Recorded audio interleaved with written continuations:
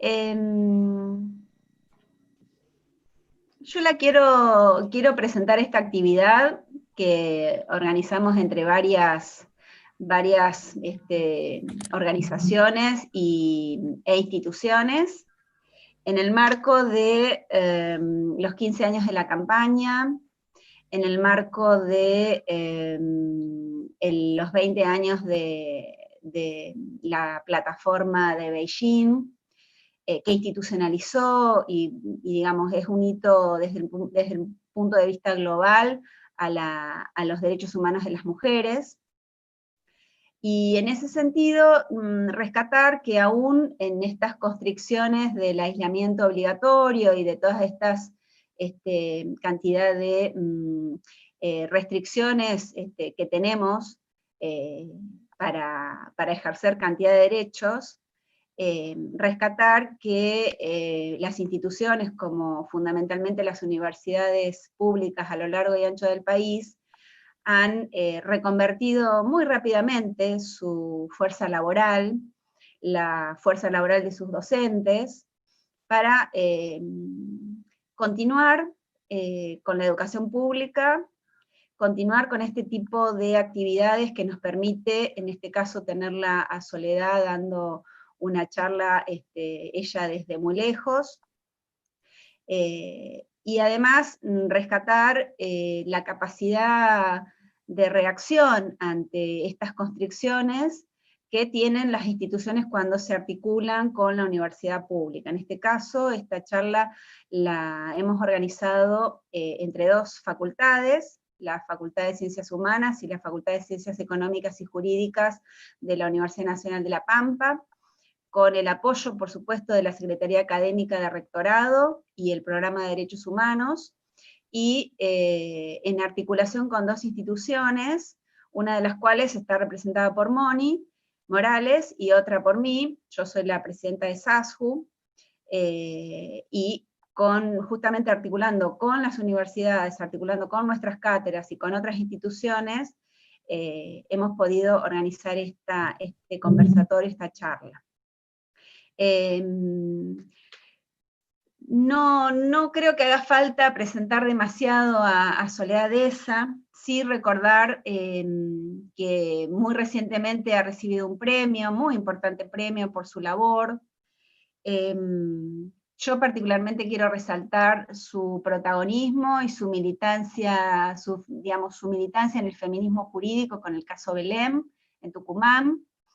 Rescatar que el año pasado Soledad Deza tuvo, digamos, me parece que lo habrás sentido, lo habrás vivido así, Soledad, un trago muy amargo en la propia Universidad Nacional de Tucumán, cuando la imputaron de un delito, tuvo que ir a la Fiscalía, tuvo que ir al Juzgado Federal. Yo quiero rescatar estas cosas porque así como vienen los premios, que son reconocimientos muy importantes, también cuando estamos en la defensa de los derechos humanos en general, y particularmente en la defensa de los derechos humanos de las mujeres, también sufrimos persecuciones, a veces más brutales, a veces muy sutiles, siempre incómodas, que son escasamente tematizadas por la propia universidad. Las defensoras, defensores de derechos humanos en general son hostigados, hay una especie de acoso de segundo grado, si no pueden con la víctima, y en el caso de mujeres en situación de aborto, en situación de violencia, violencia laboral, institucional, obstétrica, sexual, etc., si no logran convencer a la víctima que no denuncie, que no se mueva, que lo padezca, se la agarran, digamos, con sus defensores, sus defensoras de sus derechos. Y eso es lo que le pasó a Soledad el año pasado con el caso Belén y en la propia Universidad de Tucumán. Nosotros desde el Instituto de Estudios de Género el año pasado hicimos una nota de apoyo, porque veíamos verdaderamente un acoso, un hostigamiento totalmente injusto a la figura, a la persona, al trabajo de Soledad. Eso lo quería rescatar. Desde el punto de vista de cómo nos conocimos, nosotros nos conocimos en un workshop en el año 2018, del que después surgió un libro que presentamos el año pasado. Yo lo voy a mostrar porque este libro tiene un artículo de Soledad, que la verdad lo recomiendo porque trabaja muy interesantemente la cuestión teórica sobre la objeción de conciencia, y va y viene permanentemente a lo largo del artículo con toda una investigación empírica que no hace más que corroborar su posición teórica y su posición política respecto del aborto. Así que bueno, le voy a dar la palabra a Moni Morales, que te presente más formalmente, y después vamos a organizar el resto de la charla. Pero básicamente muchísimas gracias, Soledad, por poder estar acá. No, gracias a usted. Bueno, buenas tardes a todas y a todos. Fundamentalmente a vos, Soledad. Gracias por responder a nuestra invitación. Quiero recordar y compartir con todas, todos, que esta propuesta nació allá por febrero, principio de año, cuando le hicimos la propuesta a Soledad, que bueno, luego se aletargó la concreción a raíz de la pandemia del coronavirus, y en ese momento lo que nos movió y continúa interpelándonos fuertemente es la idea de, bueno, continuar gestando espacios donde, o en los cuales el eje central sea el ejercicio de los derechos de las mujeres y de las minorías, y fundamentalmente el ejercicio autonómico de la sexualidad.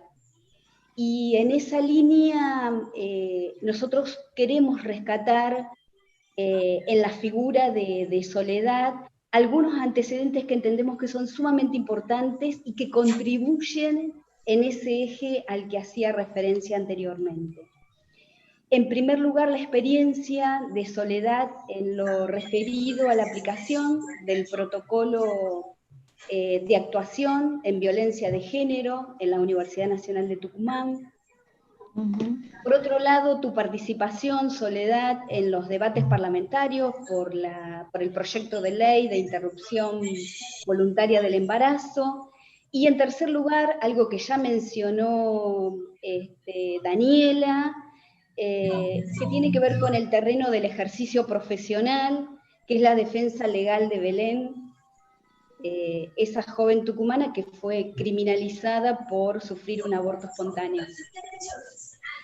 Por todo esto, desde el Instituto Interdisciplinario de Estudios de Género, de la Facultad de Ciencias Humanas, queremos agradecerte profundamente por responder tan entusiastamente a nuestra propuesta, y también, por supuesto, queremos agradecer a la Universidad Nacional pública, abierta y laica, a través de las autoridades de la Facultad de Ciencias Económicas y Jurídicas, en la figura de la secretaria de Investigación y Posgrado, Lucía Colombato, también al programa institucional de Derechos Humanos de la Secretaría Académica de Rectorado, y poner de relieve algo que ya mencionó Daniela, que en la organización de esta actividad están involucradas, por un lado, la Sociedad Argentina de Sociología Jurídica,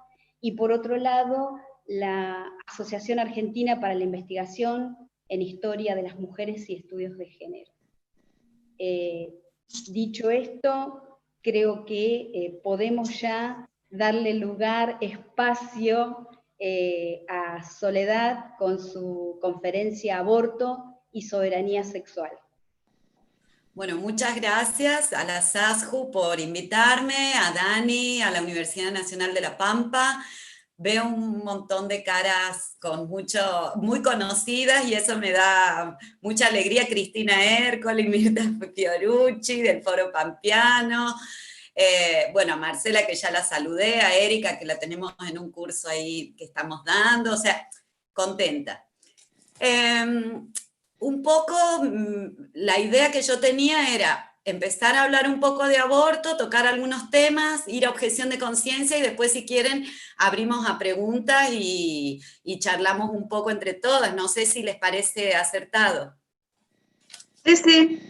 Más o menos esa era la idea, de que tuvieras 35, 40 minutos y después pudiéramos ir recogiendo preguntas que por favor les pedimos que las vayan haciendo por el chat. Bien, yo no voy a poder leer el chat porque o las No, veo no, no. o leo el chat. Bien. Perdón, una última intervención, sí. No solo por el chat de Zoom, sino también a los que nos están, las y los que nos están viendo por YouTube, pueden hacer las preguntas justamente por el chat y le vamos a ir transmitiendo las consultas, dudas y preguntas a Soledad. Sin más, ahora sí, apago el micrófono. Bien, veo ahí también a mi compañera de organización y de cátedra, Larisa Moris, a Karina Andriola. Bueno, basta de cholulaje. Bueno, hablar un poco de aborto me parece a mí que nos puede llevar a hacer como distintos análisis, ¿no? Nosotros podemos hablar de aborto desde un punto de vista de datos estadísticos, el aborto como un hecho, ¿no? Como un hecho fáctico. Hoy en Tucumán pasó algo bastante significativo en términos políticos, que es que después de ser la última provincia que adhirió a la ley Micaela, finalmente se terminó haciendo una capacitación un poco simbólica porque fue de 40 minutos, pero bueno, ahí estuvo sentado el gobernador, los ministros, todos los intendentes y demás, lo cual creemos que es un gran logro. ¿Y por qué cuento esta anécdota? Cuando salía una periodista, me quería hacer una nota y lo primero que me pregunta es, ¿la ley Micaela habla de aborto? Yo traigo a colación esto porque nos cuesta mucho, y yo se lo expliqué a ella al aire, la ley Micaela no habla de aborto. Lo que ocurre es que el aborto es un hecho en la vida de las mujeres. Entonces, más allá de que la ley lo nombre o no lo nombre, al ser el aborto un dato fáctico más de la vida de muchas mujeres, es claro que cada vez que hablemos de perspectiva de género vamos a hablar de aborto, cada vez que hablemos de erradicación de violencias vamos a vincular al aborto con las violencias en la salud, cada vez que hablemos de políticas públicas restrictivas en términos de libertad sexual vamos a estar hablando indirectamente de aborto. Entonces, nos guste o no nos guste, es como que el aborto tiene que terminar de salir del closet, quizás en otras provincias ocurre eso o ha ocurrido con mayor facilidad que en la nuestra, donde decimos aborto y se encienden como 45.000 alertas de seguridad a ver si es eso o es ideología de género, ¿no? Que voy a volver sobre eso un poquito después porque me parece que es como un caballito de batalla viejo, pero que lo traen de vuelta al tema de género, ¿no? Entonces, volviendo al tema del dato fáctico, me parece importante tener presente que cuando decimos que el aborto forma parte de la vida de las mujeres, es porque en Argentina se hacen por año, según cifras oficiales, digo cifras oficiales porque son las que están en el protocolo que ha elaborado el Ministerio de Salud de Nación, entre 522.000 y 379.000 abortos al año. Nos guste o no nos guste, esa es una cifra oficial, la podemos multiplicar, nunca restar ni dividir. Esa es la cifra oficial. Pero cuando hablamos de aborto también podemos hablar de otras cuestiones que están vinculadas también con cifras, ¿no? Pensar cómo una nota del diario de hoy decía que la línea 0800 del programa de salud sexual está recibiendo 70 llamadas por día, un promedio, para consultar sobre aborto, cosa que antes no pasaba. Podemos pensar en las muertes por aborto, sin recaer en el lugar común de si son muchas o son pocas, sino pensar que al ser la primera causa de muerte, una perspectiva de género de mínima nos tiene que llevar a pensar que son todas muertes evitables. Entonces, si hablamos de muertes evitables, sí o sí tenemos que pensar en la clandestinización del aborto como un sesgo de género específico que tiene la penalización en la salud y en la vida de las mujeres y personas gestantes, ¿no? Pero también me parece que cuando hablamos de los datos fácticos del aborto, tenemos que pensar en el lado B, que es el embarazo adolescente. Nosotros no podemos ignorar que provincias del norte de Argentina tienen entre el 19 y el 22% de embarazo adolescente. ¿Eso qué quiere decir?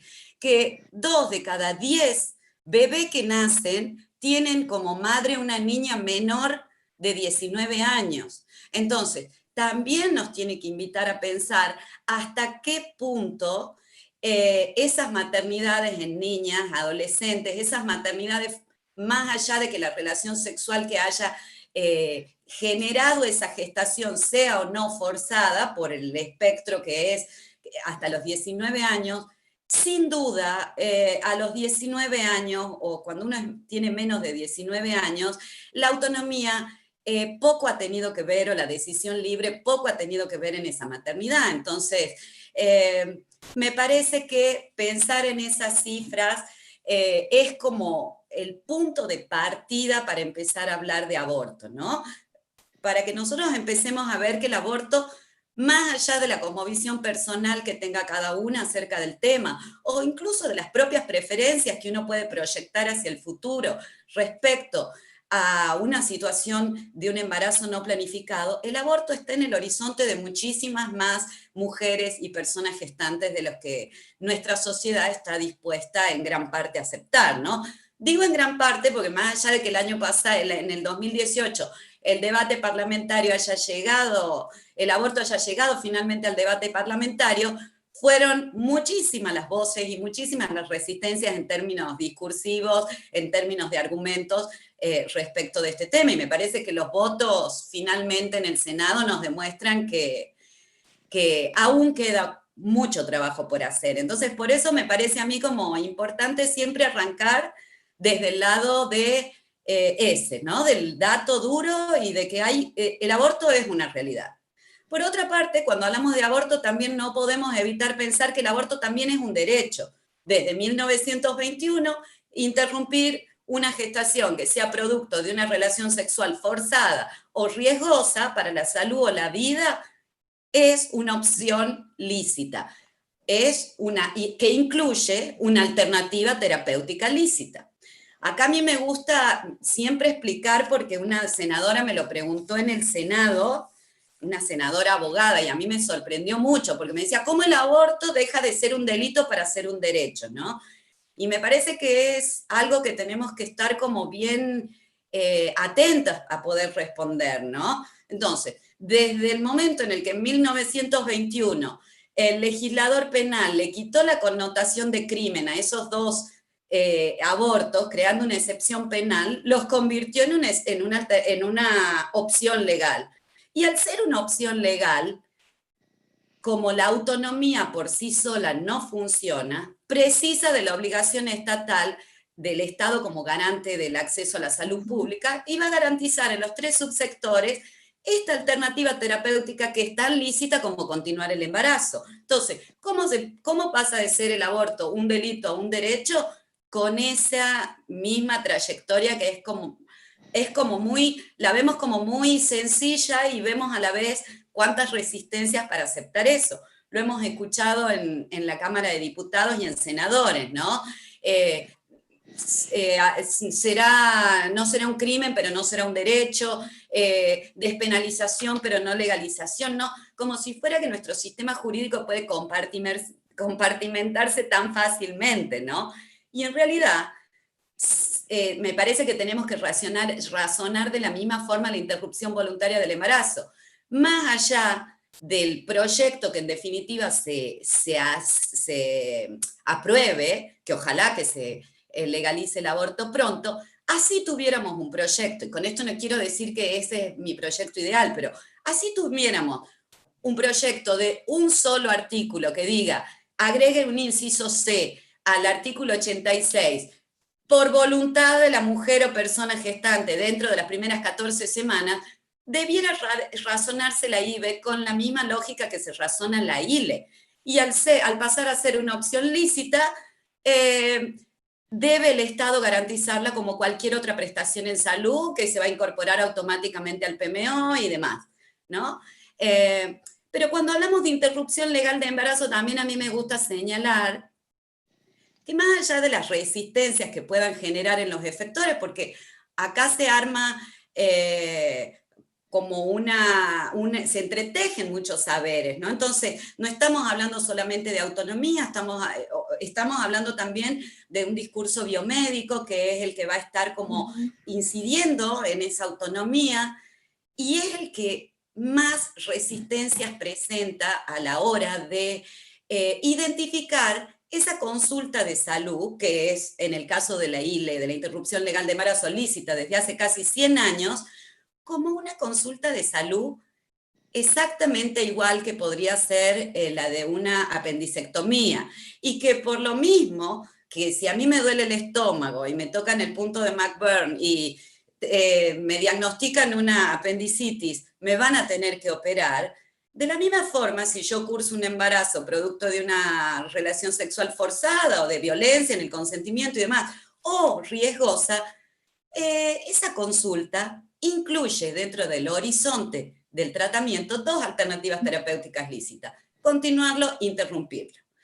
Y como es una consulta de salud, va a estar incidida por los mismos derechos y el mismo marco normativo que garantiza la ley 26529 a cualquier usuaria del sistema de salud. Va a estar incidido por, que están listadas en el artículo 2, va a exigir esa consulta el respeto por la autonomía, va a exigir de los profesionales de salud la obligación de brindar asistencia sanitaria, de garantizar un trato digno y respetuoso, libre de violencias, de facilitar, va a generar en el personal de salud también la obligación de brindar información sanitaria completa, clara, acorde a las competencias de quien las recibe, que incluya todas las alternativas terapéuticas disponibles, no solamente en términos de cursos de acción terapéutica, abortar o continuar el embarazo, sino incluso si se decide abortar, los distintos cursos de acción terapéutica que hay, que incluyen el aborto farmacológico, el AMEU o el legrado.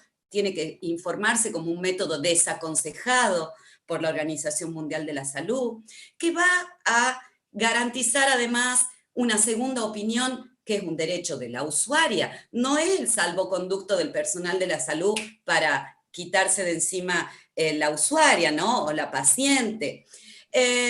Y que si incluye la objeción de conciencia por cualquier, en cualquier etapa de la consulta, ese personal de salud que van a violar o que no va a poder garantizar ese derecho a recibir asistencia sanitaria, que está en el artículo 2, inciso A, va a tener la obligación, que está regulada en el decreto 1089/2012, que es la obligación de derivar. ¿Y cómo se hace una derivación en legal forma? Se registra en la historia clínica, se pone el motivo por el cual no garantizo la asistencia sanitaria, y el profesional de salud tiene la obligación, para declinar su responsabilidad, de buscar el profesional que sí lo va a garantizar y registrar eso también en la historia clínica. ¿Por qué me gusta hacer todas estas aclaraciones? Porque como hay discursos resistentes para inscribir esa consulta como una consulta rodeada de derechos, están hasta los propios, a veces, profesionales amigables clandestinizando la práctica, ¿no? Estoy escuchando últimamente, muy a mi pesar, profesionales que dicen: no, yo no voy a registrar en la historia clínica porque no quiero comprometer la confidencialidad o la intimidad de la usuaria. A los que yo me he visto obligada a decirle: entonces vas a contribuir al subregistro, vas a clandestinizar una prestación médica que es lícita, porque no podés cumplir vos con la obligación de custodia de la documentación o de, ¿no? Entonces vamos como intervirtiendo esa relación sanitaria que está atravesada por derechos y que no puede dejar de advertir que, como no quiero ser reiterativa, pero que es una consulta de salud igual que cualquier otra, más allá de las propias preferencias que puedan tener los efectores, ¿no? Si quieren, después volvemos sobre esto. Una cosita sobre este tema y la intimidad y la confidencialidad. También me parece que es un momento donde debemos empezar a pensar, sobre todo cuando están involucradas niñas y adolescentes, hasta dónde convertimos las situaciones de negativa o las situaciones de barrera, una vez que se hacen públicas, hasta dónde convertimos las niñas o adolescentes en casos. Ojo con eso, ¿no? Lo hemos visto en Jujuy, lo hemos visto en Tucumán con el caso Lucía, ¿no? Hasta dónde creo que esa es una cuestión de ética feminista que también como que la tenemos que repensar, ¿no? Hasta dónde nos vamos por el lado de la prensa y hasta dónde activamos los resortes institucionales para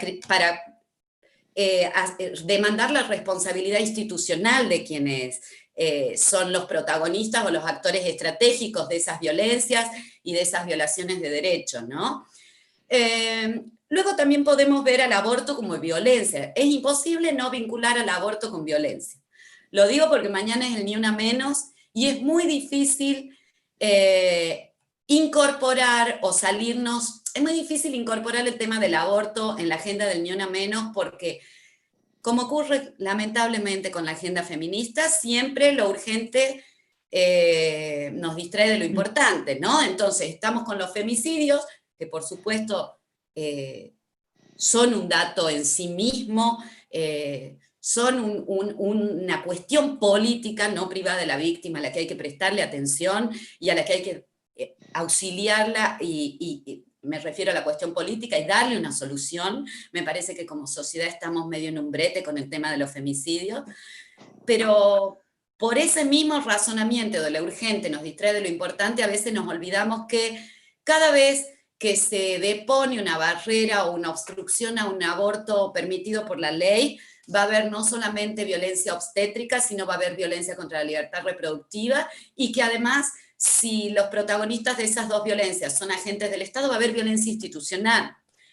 Digo esto porque es muy usual la intuición de asociar violencia obstétrica con parto respetado, parto humanizado, y expresamente el decreto 1011/10, que es el que regula la ley 26.485, habla de que la violencia obstétrica es la violencia que se produce en el embarazo, parto, puerperio o aborto, sean naturales o provocados, y se puede dar a través del trato deshumanizado o de la medicalización de procesos naturales. Entonces, ojo cómo nosotras, o cómo aún con perspectiva de género sesgamos el trato deshumanizado de la violencia obstétrica, ¿no? Y solas vamos construyendo sentidos, asociando que obstetricia es solamente nacimientos con vida, es solamente, que es un poco como abonar ese discurso biomédico objetor de conciencia que se esgrime como carta de triunfo ante una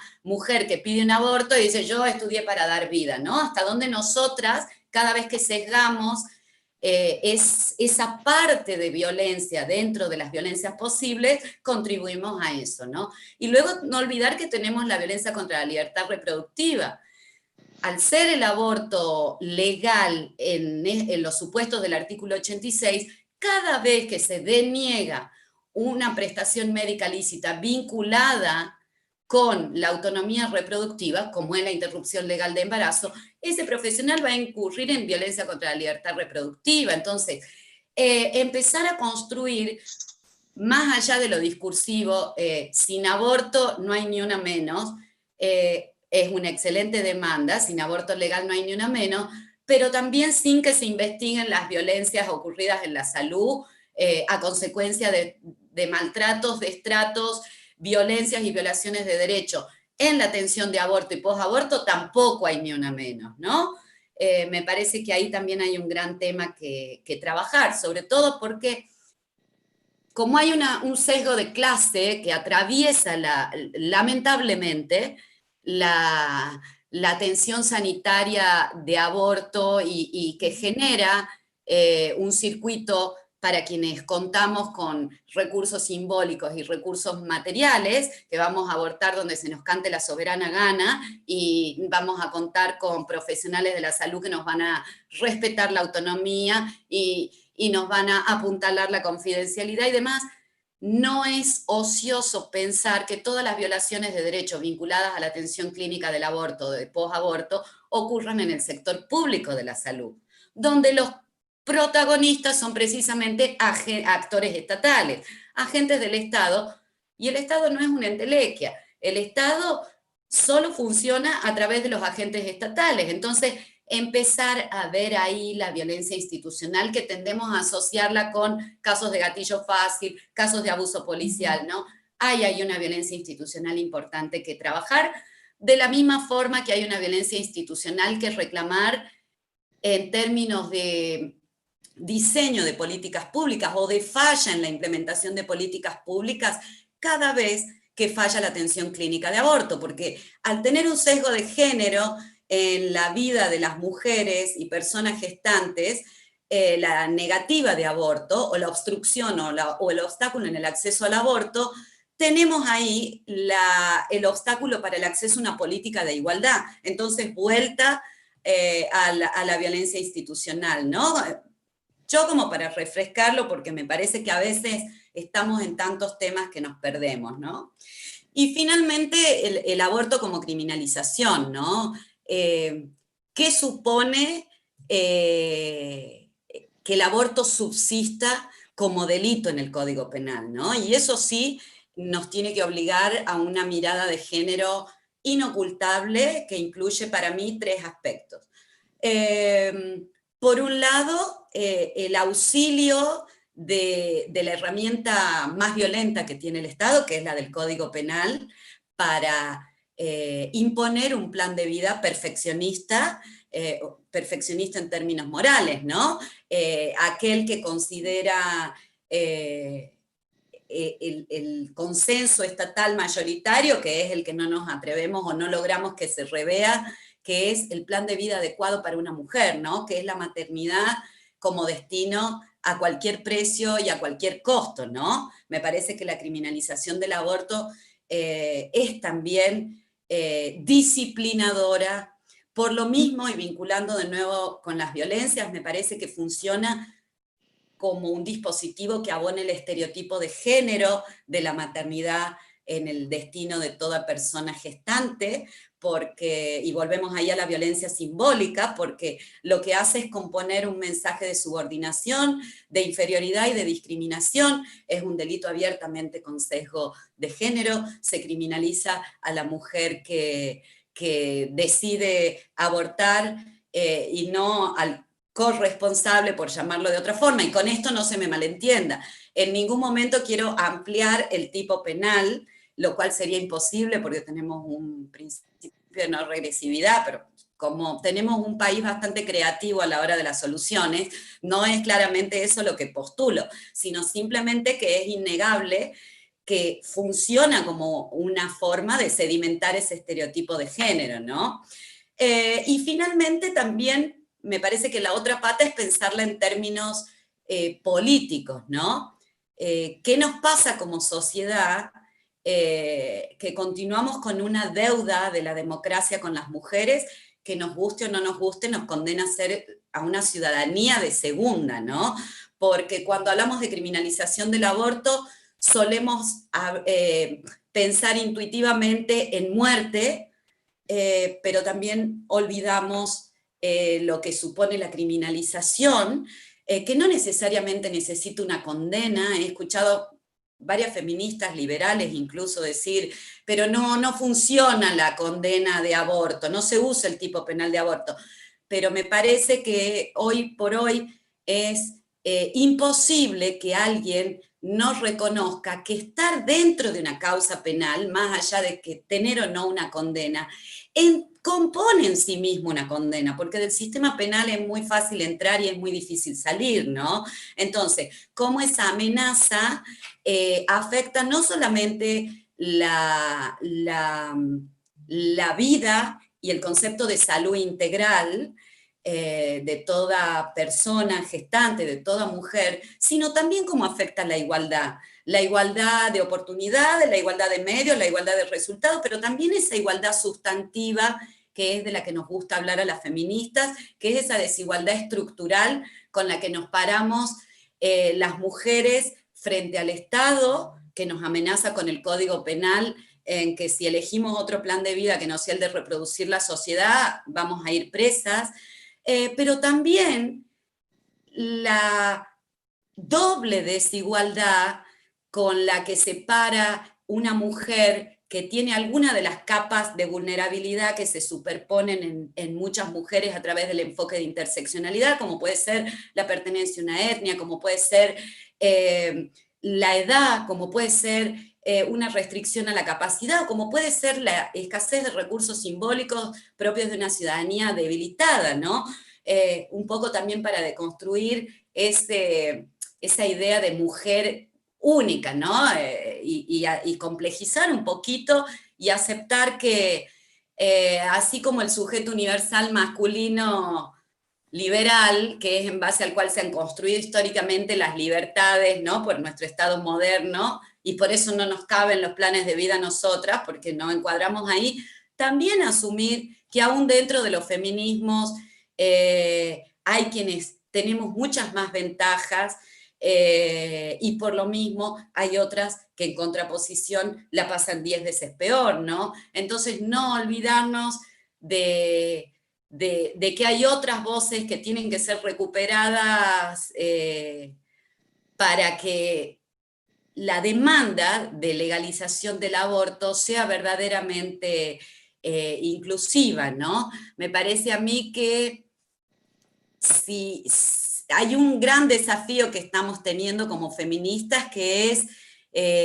poder complejizar algunos puntos críticos, ¿no? Si algo ha caracterizado a los feminismos es la visión crítica sobre todas las cuestiones, y a veces hay algunos debates que es como que nos radicalizan y nos ponemos incluso dentro de los mismos feminismos como a favor o en contra y demás. Me parece que eso a veces no construye. Pero me parece que la campaña nacional por el aborto legal, seguro y gratuito es una gran muestra de convivencia en la discrepancia, ¿no? Y de cómo cuando logramos sobreponer algunas lógicas partidarias que son más parecidas a lo patriarcal que a lo feminista, emerge la verdadera igualdad o el verdadero horizonte feminista, que es un mundo más igualitario y más libre, ¿no? Y finalmente una tercera pata que no me quiero olvidar, que a veces nos olvidamos cuando hablamos de legalización del aborto, de criminalización del aborto, y es mucho más fácil hablar de muertas, hablar de mujeres presas, hablar de violencia. Me parece que también hay que desarticular ese binomio que anuda reproducción con maternidad para reivindicar el placer sexual, ¿no? Me parece que la libertad sexual, como el derecho de ejercer una vida sexual plena, es de cumplimiento materialmente imposible mientras subsista la penalización del aborto por voluntad de la mujer o de la persona gestante. Porque la verdad que las mujeres nos embarazamos, o las personas gestantes pueden embarazarse por descuidadas, por fiesteras, por locas, porque le falla el anticonceptivo, por infinitas razones, pero principalmente porque tenemos útero. Entonces, sacar del horizonte el derecho al placer sexual, a la libertad sexual, me parece que para lograr ciertas empatías, me parece que también nos hace por ahí como ir por otros carriles que no está mal, pero me parece que no debemos olvidarnos como de todos los aspectos, ¿no? Y finalmente, para terminar, algo muy breve sobre la objeción de conciencia, ¿no? Que me parece que es la vieja práctica la nueva práctica de los viejos fundamentalismos, ¿no? Los mismos que con el advenimiento de la democracia corrieron, en América Latina, corrieron estratégicamente el foco de discusión de legalización del aborto del campo de la autonomía al del inicio de la vida, solamente para impugnarlo, para utilizar el discurso de los derechos humanos para poder impugnar la agencia moral de una mujer. Me parece que son los que están utilizando esta herramienta noble, porque la verdad que es una herramienta que nació de forma noble para garantizar la libertad de expresión y de conciencia y de culto de minorías atribuladas que en el juego de mayoría podían ver arrasada su posición. Nació con el servicio militar, y frente a los derechos sexuales y reproductivos en general y al aborto en particular, la objeción de conciencia invierte la lógica y deja de funcionar como una herramienta de minorías y pasa a funcionar como una herramienta de mayorías. De mayorías cuantitativas, si tenemos en cuenta la fuerte presencia cristiana en nuestro país, sea de base evangélica o de base católica, en nuestras sociedades, y de mayorías cualitativas también, porque es la parte fuerte de la relación sanitaria la que la usa en contra de la autonomía de una mujer, ¿no? Entonces, pensar cómo vamos a repensar, valga la redundancia, esa objeción de conciencia que ha sido en este último tiempo trastocada de forma tal de que el solo hecho de autopercibirse como objetor de conciencia sin superar ningún tipo de escrutinio estatal, sin advertir que hay una tensión de derechos en la relación sanitaria, porque está la libertad de conciencia del personal de salud, pero ojo, también está la libertad de conciencia de la usuaria, que no porque decidió abortar es que es un inconsciente o no tiene conciencia, es que ya hizo un examen ético acerca de cuál es la decisión que se adecua mejor a sus propias cosmovisiones y tomó esa. Lo digo porque solemos olvidar que la usuaria que decide abortar también tiene conciencia, ¿no? Y tiene derecho a que se respete su libertad de conciencia. Pero además, como se da en general en el campo de la atención pública, tenemos ahí una relación doblemente asimétrica, ¿no? Que nos tiene que obligar a redefinir cuáles van a ser los bordes de esa objeción, porque por un lado la ejercita el personal del Estado, ojo, que encarna al mismo Estado que se ha obligado a garantizar la práctica. No sé, a mí me gusta hacer siempre la analogía. Si una jueza de familia, a ver, que tengo acá, o una jueza decide que no va a resolver una adopción homoparental, porque la verdad que no le gusta la familia homoparental, y tiene objeción, o no va a resolver divorcios, se declara objetora para los divorcios. Yo creo que no dura ni 5 minutos en un jury de enjuiciamiento, ¿no? Tenemos que ver qué clase de razonamiento preexiste y hasta dónde el hecho de ubicar la decisión de abortar, para usar una terminología que en el derecho la van a entender como un caso trágico, hace que superemos la naturalidad con la que nuestra intuición nos dice no. Un juez, una jueza de familia, no puede objetar de conciencia hacer aborto, resolver divorcio, por más católica que sea. Bueno, debiéramos empezar a razonar por qué por qué el Estado puede tener dentro de su planta personal que no está dispuesto a garantizar las obligaciones que el mismo Estado se ha comprometido internacionalmente a garantizar, ¿no? Y por otra parte, pensar que lamentablemente la objeción de conciencia no se usa como herramienta de protección frente a estos casos, sino como un dispositivo político. Político ya más macro si se quiere, porque si nosotros vemos a lo largo y a lo ancho del país, se está utilizando la objeción de conciencia no solamente para impugnar la autonomía en un caso puntual de una relación sanitaria, sino para vaciar de contenido las políticas públicas como la de educación sexual integral, con el famoso "con mis hijos no te metas", donde entra a jugar responsabilidad parental versus derechos del niño, niña o adolescente, con la política de anticoncepción. Solo para pasar un chivo, Tucumán es la única provincia de Argentina que no ha adherido aún a la ley 25673, que es la que garantiza el acceso gratuito a los métodos anticonceptivos para toda la población, y como seguidilla a las políticas públicas vinculadas al aborto. Entonces, si tenemos una perspectiva de género, no podemos dejar de pensar que en realidad lo que se impugna ni siquiera es cuestiones vinculadas exclusivamente al inicio de la vida. Porque fíjense ustedes cómo, afortunadamente, vuelvo a hacer la aclaración porque después no quiero decir, me titulan mal, pero ¿cómo puede ser que la ley de fertilización asistida no tiene la objeción de conciencia? La ley de muerte digna no tiene la objeción de conciencia. Y ahí tenemos dos dilemas que para las religiones son muy importantes, el dilema del fin de la vida y el dilema del inicio de la vida. ¿Qué es lo que tenemos que pensar con un enfoque de género? Que lo que se objeta de conciencia es el último nodo patriarcal donde se han cobijado los fundamentalismos o los conservadurismos religiosos, que son los que vinculan la autonomía sexual. Y ni siquiera hay objeción de conciencia en la ley 26743 de identidad de género, que incluye tratamientos vinculados a la identidad de género, que, o sea, lo digo y lo celebro, no es que invito a...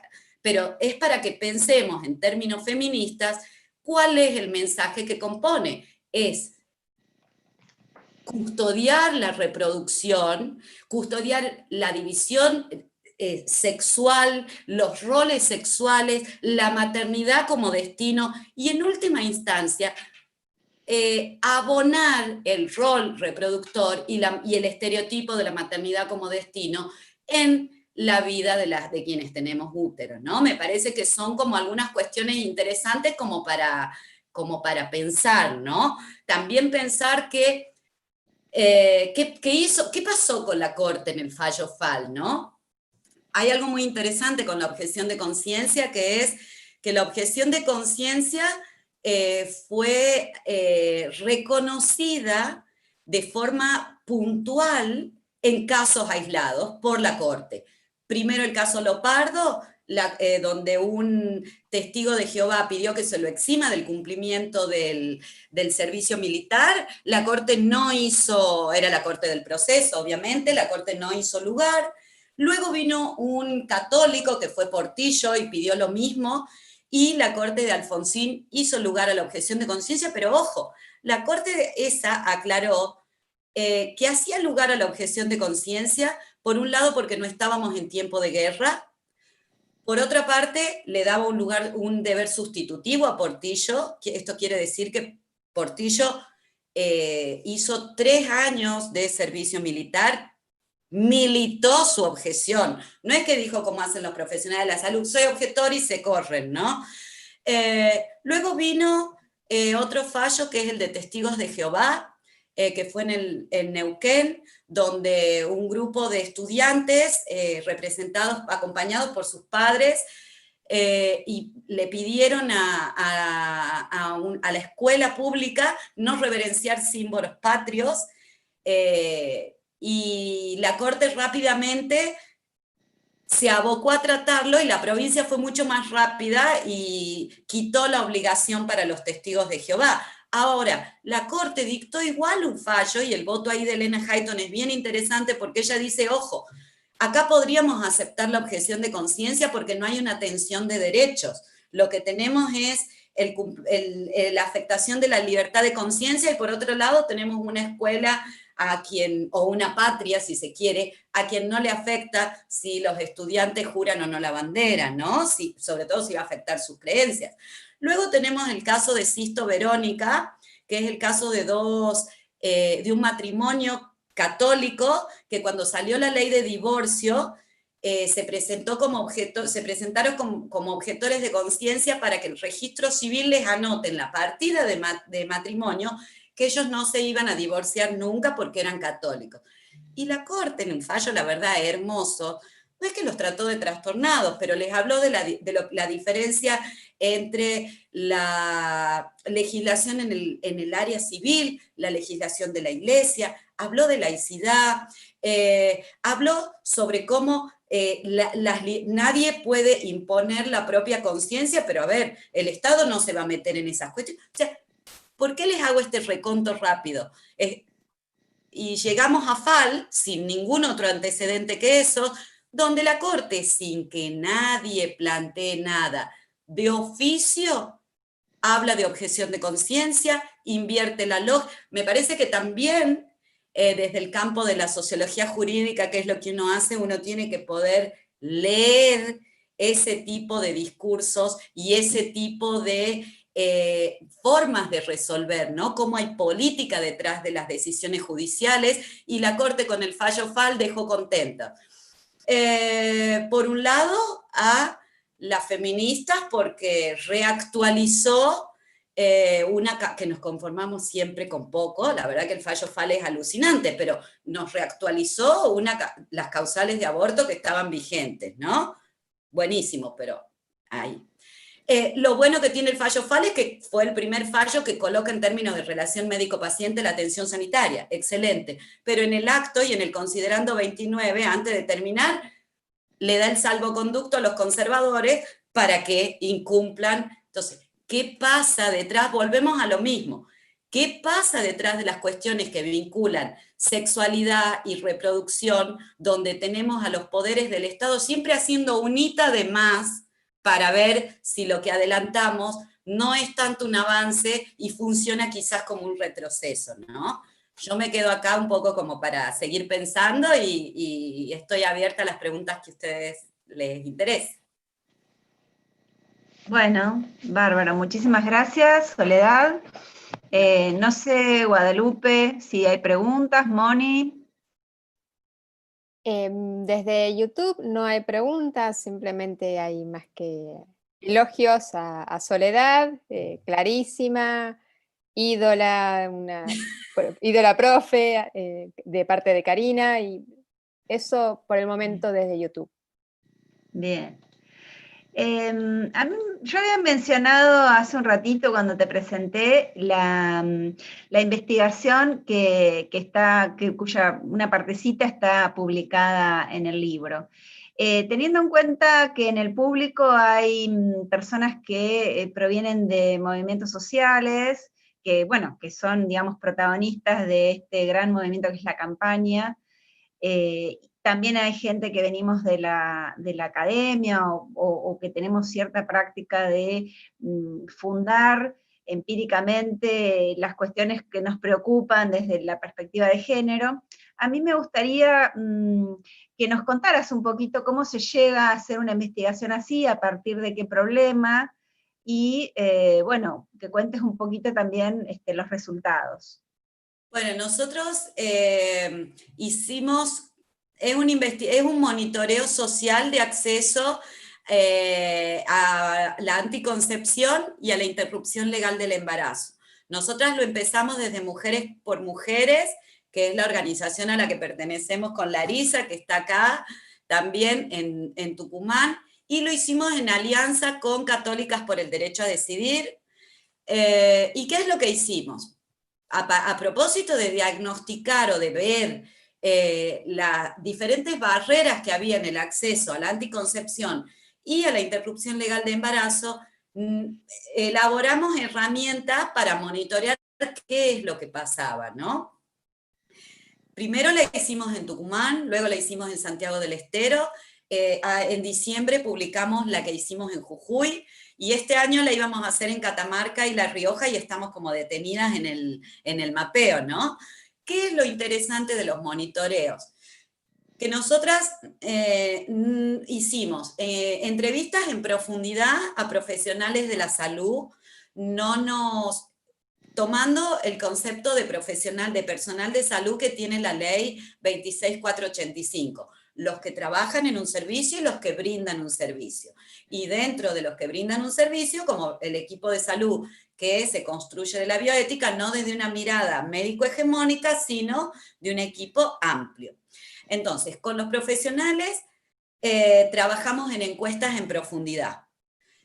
Otro dato importante es que no nos quedamos en el ejido urbano, no nos quedamos en los centros urbanos, sino que nos fuimos al interior, porque hay mucha desigualdad en el acceso en los lugares urbanos y en el interior, sobre todo en nuestras provincias. Nuestra provincia, aunque sea chica, tiene una realidad completamente diferente. El año pasado fuimos con Larisa a hacer una capacitación al Pichao, por ejemplo, que es un lugar en Amaicha del Valle que concentra 11 comunidades originarias, donde tuvimos que hacer dibujos. Fuimos con Adriana Álvarez también, que es una médica de la fundación, tuvimos que hacer dibujos de una vagina y a empezar como allá en el principio del verbo, ¿no? Entonces, por un lado, hicimos entrevistas en profundidad.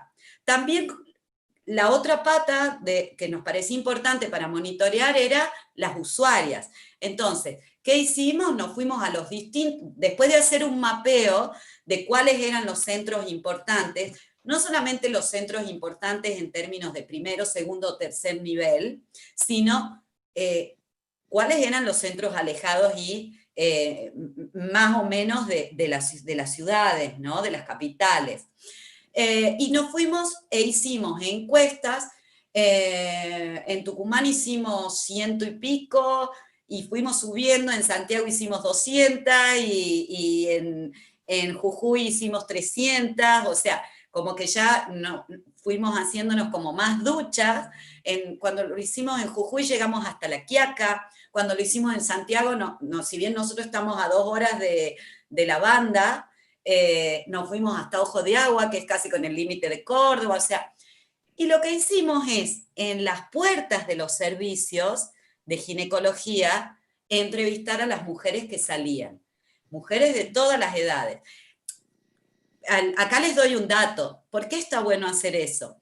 Porque si uno lo hace dentro del hospital, hay muchos hospitales que piden que intervenga el Comité de Bioética o de Ética para la Investigación. Entonces, si bien eso legalmente no es exigible, porque uno no está haciendo investigación clínica, sino investigación en ciencias sociales, entonces tomábamos la precaución, antes de pelearnos con la gente de la institución, nos quedábamos afuera. La recolección de datos, la verdad que fue muy interesante, y si algo nos marcó Adriana Álvarez, que como les digo es una ginecóloga que está dentro de la fundación, es una cuestión ética que me parece que es interesante contemplarla en investigaciones feministas, aún en ciencias sociales, que es, ¿qué le devolvemos nosotros a esa usuaria a la que le hemos quitado tiempo, ¿no? Aunque anonimicemos sus datos y demás? Entonces, ¿qué hicimos? El equipo se preparó para poder devolverle información de anticonceptivos que no manejaban, de derechos que no conocían, ¿no? Y eso también fue muy interesante porque el equipo tiene también estudiantes jóvenes, entonces fue toda una sinergia como bien linda, porque bueno, es el encuentro con la realidad, ¿no? Con esa otra mujer que a veces una por los privilegios que tiene no le es fácil encontrarse. Y obtuvimos datos como muy interesantes, ¿no?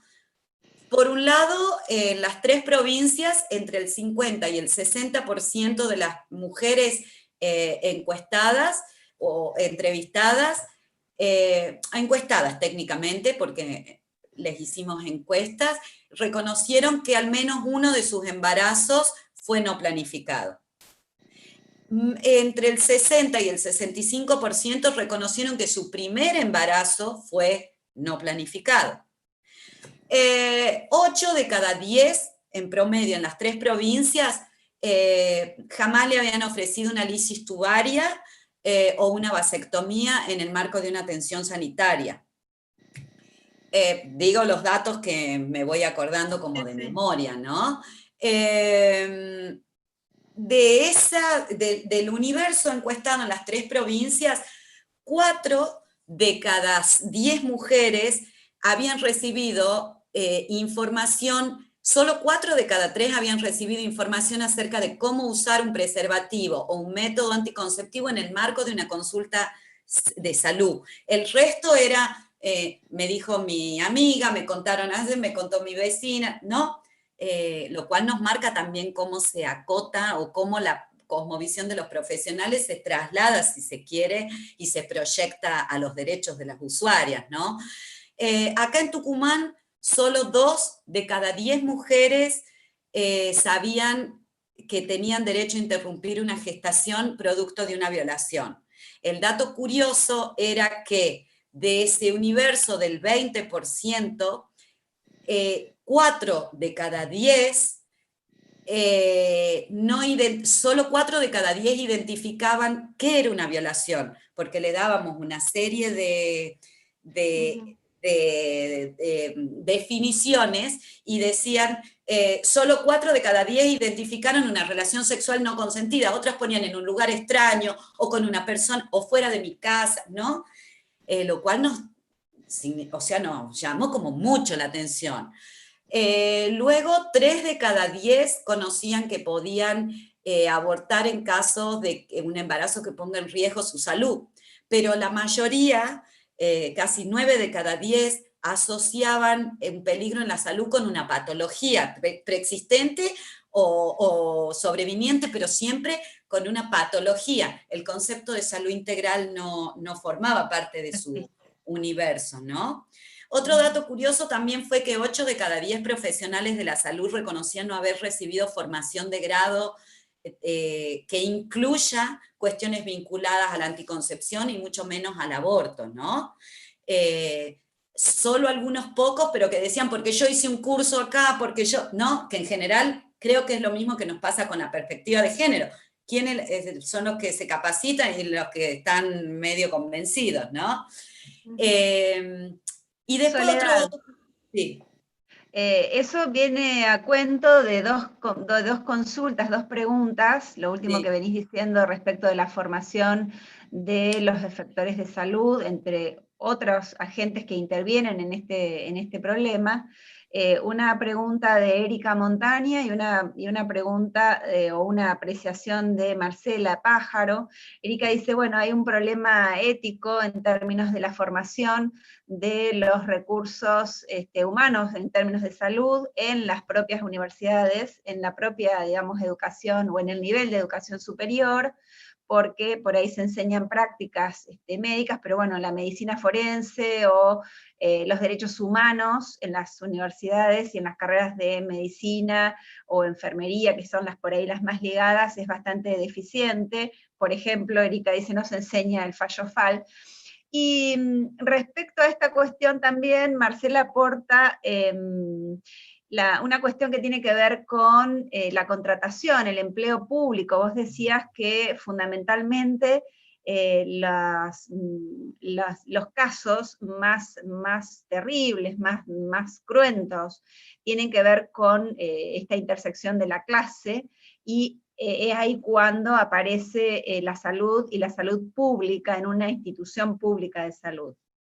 Entonces, bueno, preguntan acá el tema de la contratación, en términos de que, bueno, quien tiene que garantizar el derecho es justamente parte del Estado y que no lo hace. Sí, yo cuando hice mi tesis de maestría fue sobre objeción de conciencia y aborto. Entonces, yo lo que postulaba era, porque es muy difícil desarticular la objeción de conciencia en términos de libertad, es un discurso casi antipático, casi antidemocrático, ¿no? Pero yo lo que postulaba era, teniendo en cuenta todas las desigualdades estructurales con las que una mujer o una persona gestante se enfrenta al Estado a solicitar un aborto y encuentra una objeción de conciencia en el marco a la vez de una relación sanitaria que es per se asimétrica, yo lo que postulaba era precisamente eso, que el Estado no puede contar dentro de sus efectores con personal que no está dispuesto a garantizar las mismas prestaciones que el Estado se ha obligado a garantizar, porque a ver, si nosotros sacamos las cuentas, si el aborto es legal en los casos de violación y de peligro para la salud o la vida desde 1921, calculo que habrá muy pocos profesionales, salvo que sean Highlander, que digamos que hayan entrado antes de 1921 al Estado, ¿verdad? Entonces, todos los que entraron al Estado entraron sabiendo que iban a tener que prestar garantizar ese tipo de prestación médica. Lo que ocurre es que es un tema como que no, con el fallo FAL, es como que quedó medio licuadito, si se quiere. Yo retomo acá un poco lo que dice Daniela, ¿no? Me parece a mí que en derecho, si algo hemos aprendido de los críticos, es que es tan importante lo que se dice como lo que se calla, ¿no? El hecho de que no esté en las currículas de las ciencias de la salud temas como estos, nos hacen pensar no que hay un olvido o una arteriosclerosis galopante en quien ha diseñado la currícula, sino más bien que hay un sesgo malintencionado en sacar estos temas. Sí me parece a mí que nosotros nos tenemos que poner un poquito más creativas, creo que ese es el gran desafío, entonces, empezar a pensar por qué la negativa de aborto no está como una falta, o la negativa de prestaciones sanitarias lícitas, no está como una falta grave dentro de la ley de empleo público, por ejemplo. Si en realidad son prácticas violentas, son incumplimientos de servicio, no, por ahí empezar a razonar de otra forma más que en pretender que es una restricción del acceso al empleo, que me parece que es como más difícil, ¿no? Bien. Tenemos algunas consultas y algunas apreciaciones sobre la relación entre el aborto y las infancias. ¿En qué estado estamos con esa relación entre niñas o niñeces, embarazo forzado, maternidad forzada, el uso de los protocolos y el acceso, digamos, la intervención incluso de los organismos de la niñez y la adolescencia en estos casos de embarazo? A mí me parece que está fallando un poquito, a ver, hace muy poco, menos de un mes, Santiago del Estero fue un enclave de 2 casos. Uno que fue más público que otro, pero los dos se dieron con 2 semanas de diferencia. Obtuvieron los 2 distintos resultados y en uno de los casos una niña de 11 años pudo acceder finalmente a un aborto, pero previo a eso hubo todo un accionar feminista capilarizado por lo bajo que desandó las institucionalidades del Estado que no funcionaron, incluidos los mecanismos de la niñez, ¿no? El otro caso que se dio a las 2 semanas tuvo un resultado desafortunado, que fue una niña madre de 12 años. ¿Por qué? Porque el accionar, o sea, a la negligencia de las institucionalidades de la niñez se le sumaron las violencias de los actores estratégicos de la salud que promovieron el avance de la edad gestacional hasta finalmente tornar imposible el aborto por la propiedad gestacional, ¿no? Me parece a mí que tiene que haber una respuesta muchísimo más rápida, pero por sobre todo, saliendo del caso concreto, tiene que haber una respuesta pública de la Defensoría del Niño. Hay una a ver, se ha conseguido históricamente tener una defensora del niño, dotar de personal capacitado un cargo que históricamente reclamaban los activismos que luchan por las infancias, los derechos de las infancias, y se ha mantenido un silencio bastante preocupante, ¿no? En ese sentido. A mí me parece que hay como una gran resistencia de me parece que los lugares vinculados a la infancia están como colonizados más por los sectores que no tienen perspectiva de género, ¿no? Entonces lo que buscan es como reforzar ese tutelaje en niñas, niños y adolescentes y en como reciclar una protección, como en cambiar de salvatajes. Yo te salvo, no, nos encanta la autor, pero cuando significa que una decisión que no es acorde o que no coincide con mis preferencias, no me gusta tanto. Me gusta la Convención de los Derechos del Niño para la Vida Intrauterina, cuando es para reforzar la autonomía progresiva, no. Me gusta la autonomía progresiva cuando supone que puedo no sé, vacunarme y no necesito el consentimiento informado, pero ya no me gusta si decido abortar, no me gusta si decido un tratamiento hormonal para una infancia trans. O sea, creo que se juegan los mismos nodos patriarcales que frente a la sexualidad y la reproducción, ¿no? Que es muy lamentable, ¿no? Porque creo que el sector de la infancia es el sector más postergado. Vuelvo a la cifra de la que hablé al principio. El promedio del embarazo adolescente en Argentina es 18%, eso quiere decir que 2 de cada 10 bebés que nacen tiene como madre una niña menor de 19 años. Eso tiene que hablar mal del derecho al desarrollo humano. Eso tiene que poner a todas las institucionalidades de la infancia a trabajar ahí, no solamente para garantizar un aborto. ¿Qué pasó con esas niñas que fueron abusadas, que vienen abusadas en general de mucho tiempo atrás? ¿Qué pasó con los resortes? ¿Por qué están tan invisibilizadas y tan naturalizada la maternidad en la infancia, ¿no? Creo que debemos... Nosotras escribimos hace un tiempo con Adriana Álvarez un trabajo que se llamaba el año pasado, Consentimiento informado para gestar y parir. Me parece que tenemos que cambiar la mentalidad y empezar, y tienen que empezar los profesionales de la salud a recabar el consentimiento informado de niñas y adolescentes para llevar adelante una gestación, porque de esa forma se ven obligados a brindar la información de todos los riesgos sobre los que hay evidencia científica que aporta en la vida de cualquier niña y adolescente un embarazo, ¿no? Bien. Tenemos otra consulta sobre el tratamiento en la prensa. Sabemos que algunos fenómenos que afectan especialmente a las mujeres son muy mal abordados por la prensa. En este caso, con el aborto, ¿qué apreciación te merece el tratamiento que ha hecho la prensa, incluso hasta del movimiento de mujeres por el tema del aborto? A mí me parece que ha habido un gran crecimiento en el tema de la prensa,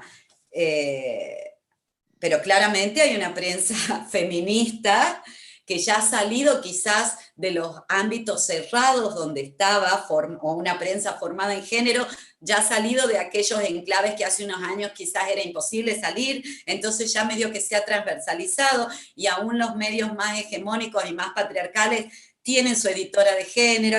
Ahora, eso no quita que las cabezas que editan seguramente conservan la misma visión y quizás un error que veo es esa permanente equivocación de poner como, voy a poner las dos campanas, ¿no? Entonces, las dos campanas incluye al que viola el derecho y al que busca el respeto de un derecho. Y no nos damos cuenta que en esa apertura falsamente democrática de poner las dos campanas, lo que se está haciendo es habilitar un discurso que es contrario a los derechos, ¿no? Ahí creo que hay una asociación, mejor dicho, equivocada, ¿no? También me parece que tenemos que hay como una deuda pendiente dentro de los propios feminismos de pensar cómo vamos a abordar nosotros la prensa, por ejemplo, casos, que es lo que hablaba al principio, ¿no? ¿Hasta dónde vamos a convertir las mujeres en casos?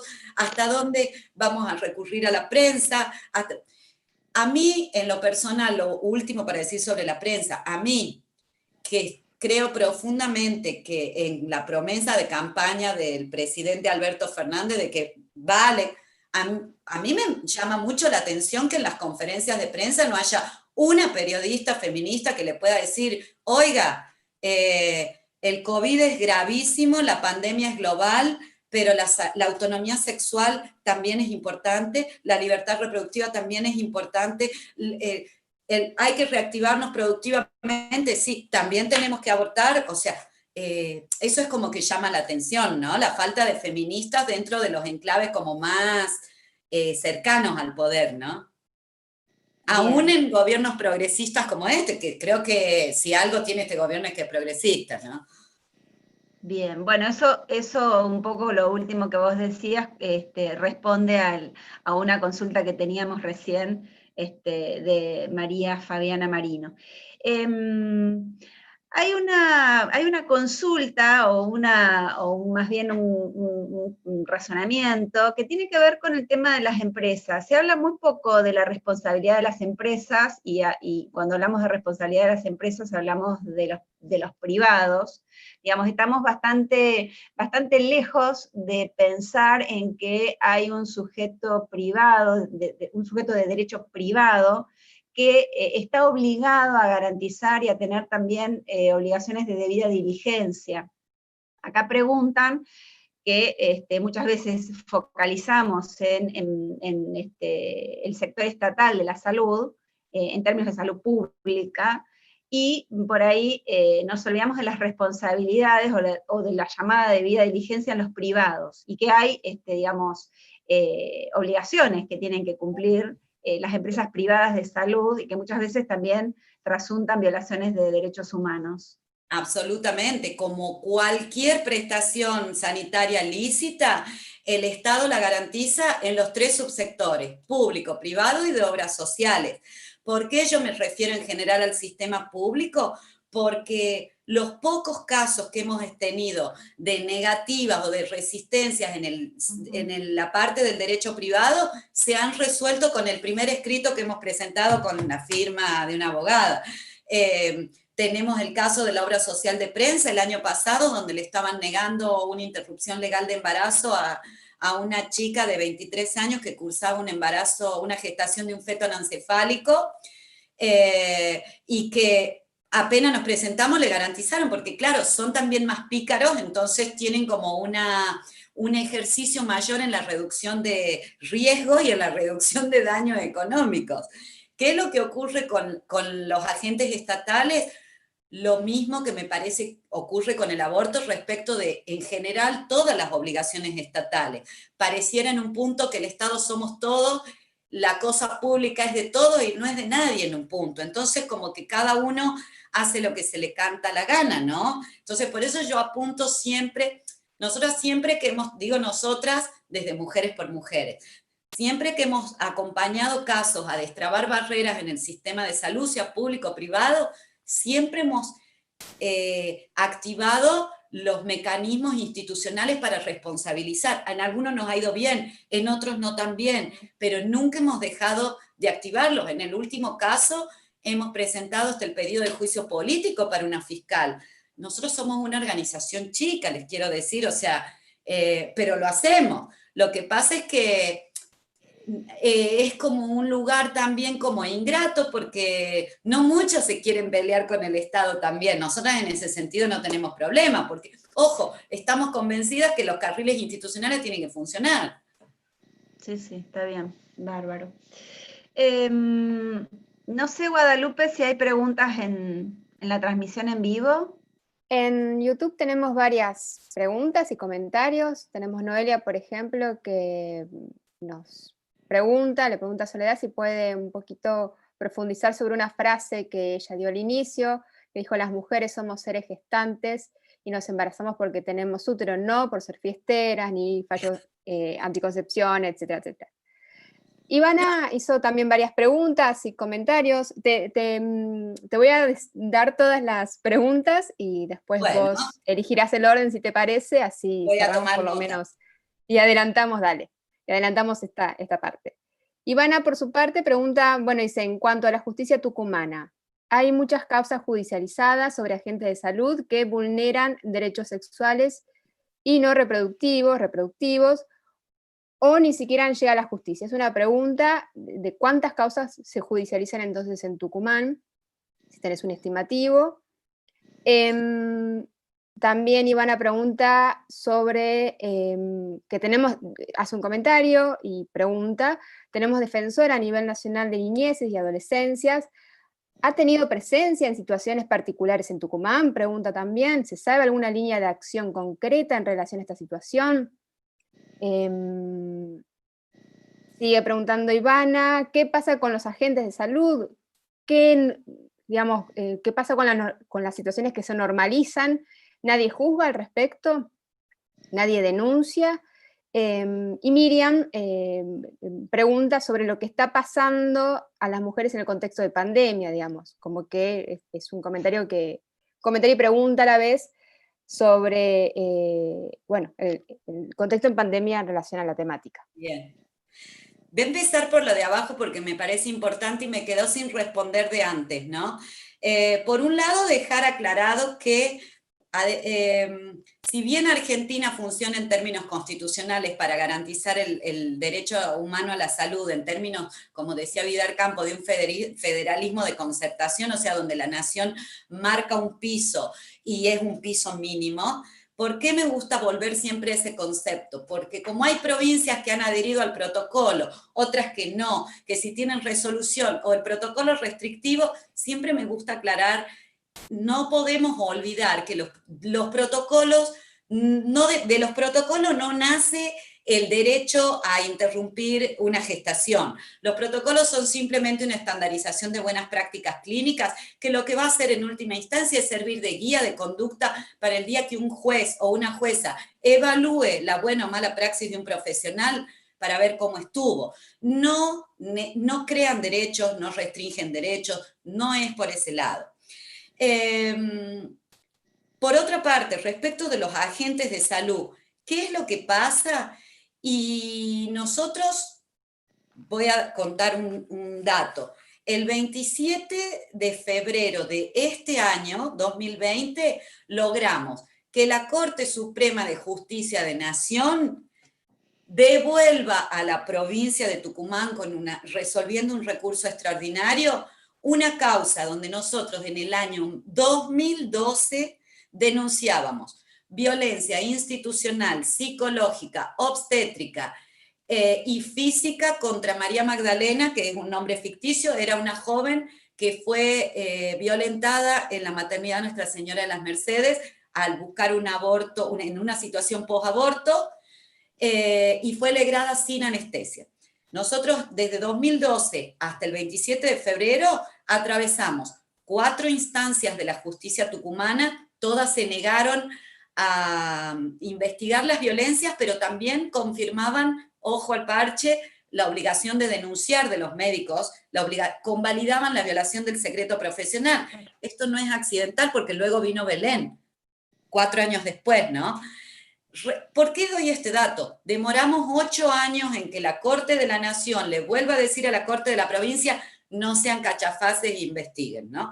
Pero ahí están denunciados 3 profesionales de la salud. Luego tuvimos otro caso, el caso de Nelly, una chica que gestaba un feto anencefálico y no le negaron, pero le demoraron 5 semanas el acceso a la interrupción legal del embarazo, donde imputaron a la directora de la maternidad, todos los médicos que la atendieron, y los llamaron a declarar y demás. Luego, Nelly, como era un incumplimiento de deberes de funcionario, la llamaron para ver qué quería, si quería hacer el debate oral, y ella lo que dijo es, quiero que se comprometan acá por escrito que ninguna otra mujer que pase lo mismo, va a pasar lo mismo en la maternidad. Hicieron un acta y demás. ¿Por qué les cuento 2 casos como distintos? Porque en esto, más allá de lo que muchas veces nosotras como feministas querramos hacer, nosotras como abogadas tenemos una ética feminista en la que reconocemos que el proceso le pertenece a quien es la protagonista del evento obstétrico. Entonces, así como no nos gusta que los profesionales de la salud instrumentalicen a las usuarias al servicio de planes de vida heterónomos, tampoco nosotros instrumentalizamos a las mujeres al servicio de causas, aun cuando puedan ser feministas y construir otro sentido. Entonces, medio que dependemos de lo que quieren las usuarias. Belén, por ejemplo, no quiso demandar a los jueces que la condenaron, y fue una elección de ella, ¿no? Ella quiso terminar y tomarse el palo, y así lo hicimos y la respetamos, ¿no? Bien. Otra preguntita que me olvidé, lo de las mujeres gestantes. ¿Por qué hago esa aclaración? Si ustedes toman un texto de Marta Lamas que se llama, que es sobre aborto, no me acuerdo en este momento cómo se llama, pero creo que aborto y religión o aborto, ella expresa un poco eso, no lo dice con la brutalidad con la que lo digo yo, pero dice, hay una cuestión de género que no podemos superar, o que no podemos ignorar o computar al menos cuando hablamos de aborto, que es que más allá de que nos embaracemos, porque nos falló el método anticonceptivo, porque por lo que fuera, porque puede ser por acción, por omisión, por descuidadas, por eso digo, por fiestera, por puta, usémosla, pero la verdad es que principalmente nos embarazamos porque tenemos útero, entonces lo digo para significar que es una cuestión de género que es biológica y a la vez política, las 2 cosas. Bien. Soledad, sí, quiero retomar una reflexión que hace Alejandro respecto a la objeción de conciencia, que me parece Sí. sumamente interesante y que Lo veo sintetiza acá. varias ideas. Plantea que en materia de objeción de conciencia hay estándares internacionales en materia de derechos humanos que hay que cumplir, ¿no? Y que en la ponderación los organismos internacionales indican, entre otras cosas, que los estados deben garantizar el acceso a los derechos y que la objeción no puede ser un límite, no puede ser una barrera o una medida dilatoria que lo dificulte, ¿no? Eso por un lado. Por otro lado, no quería dejar pasar un saludo especial para vos, que es el de Cristina, y a través de Cristina el Foro Pampeano por el Derecho al Aborto Legal, que te abrazan. Sí, yo también. Y que te agradecen todo lo que has aportado a la campaña nacional y lo que vas a seguir aportando, por supuesto. Vamos a seguir aportando.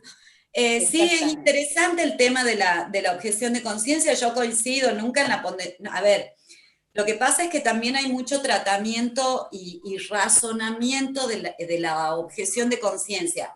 En términos de ponderación, hay mucho razonamiento liberal, donde nosotros ponderamos, para quienes no son abogadas o abogados, ponderar es valorar derechos en tensión. Lo que ocurre es que, ¿cuál es la crítica que yo como feminista le hago algunas ponderaciones? No podemos ponderar derechos de forma aislada. Los derechos tienen que estar en un contexto. Por eso es que yo siempre hago hincapié de la asimetría de la relación sanitaria, ¿no? Entonces, si nosotros vamos a ponderar libertad de expresión o libertad de conciencia versus